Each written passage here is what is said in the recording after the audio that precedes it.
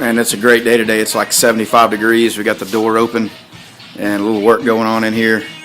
The only bad part about having the door open in the winter time is you get lots of leaves blowing in while you're out here working. So anyway, we got the original hood that we were working with off, and we're gonna build a filler on this back edge and to fill in that gap, because we really don't want to take a chance on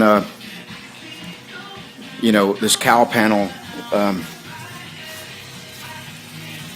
is square, and we've taken some measurements, and it really needs to, instead of pulling this out here and then cutting that and laying it over and all, taking a chance on leaks and other issues. So we're gonna actually go ahead and glue this in place. I got to get a hold of Andrea and get the two-part panel bonding adhesive so we can get that glued and stabilized. I wanted to do that at the very end and get our wiring all done while the cowl panel is out, make it easier to work with. But I think we really need, Matt brought up a good point too, that we really need to get the cowl glued in place. It's a structural part of the car. It's welded in from the factory, so but we're gonna panel bond it in there. And then there's also some little panels that go from the aprons up to here, and those serve to stabilize the aprons, and we're having a little bit of issue with those aprons flexing, trying to get the fenders to fit correctly. So I'm going to take a deep breath, take a step back. We're not ready to get this thing painted yet. We've got more work to do: sheet metal work, welding, body filler work, and so that's where we are. And we're going to run to Lowe's real quick and pick up a couple of things and grab some lunch and come back, and we'll see what we can do this afternoon. Matt's over there doing a little prep on our little filler rod that we're going to put in here, and we've got the original hood back on, as you can see, and I think we can live with all the gaps. They're not great. We're going to do a little bit of taking Rob Razdi Formetta's original suggestion, and this is high right here, this is low, so we're going to pull the hood off to do all the final welding on this filler rod that we're going to put in there. And while we have it back off, we're going to use some wood and a dead blow hammer and see if we can work on that unevenness, and that's kind of the plan for right now. So anyway, we'll come back in a little bit and show you what we got on this welding this rod. All right, this is a little bit too big of a gap to fill with a TIG welding rod, so we use just some steel rod, round stock, and down there it's obviously way too tight at the beginning of it, so we'll have to grind quite a bit off of that. But as it works its way down, you can see we progressively split the rod out more and more, and got it all the way down here to the end, so that we can't bridge across that, so we're going to have to figure out how to weld across that, either make a little plate behind it or just do some copper backing and weld fill it, I guess. So that will get this gap taken care of. So we got a little work to do to get it there. We're going to pull it off the car and finish welding it up and get this last part tacked in and go from there. We'll come back in a little while and show you.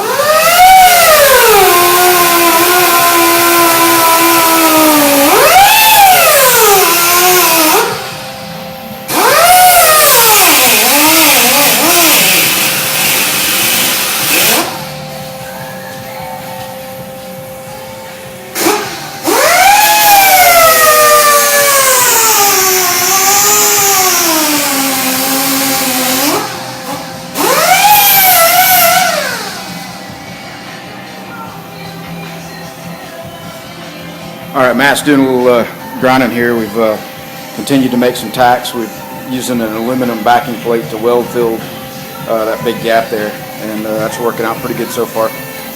And down here at the end, we've got because of the thickness of that rod, it left an abrupt differential in the gap, so we tapered it down a little bit.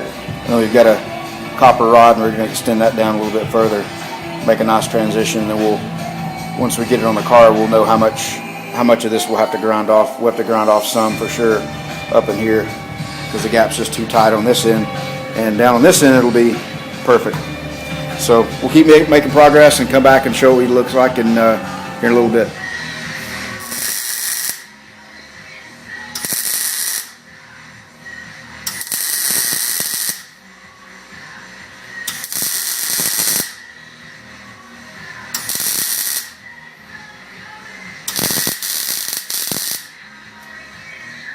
Alright, so we got our filler rod loaded in now, and we got it grounded down, and we're working on the fitting.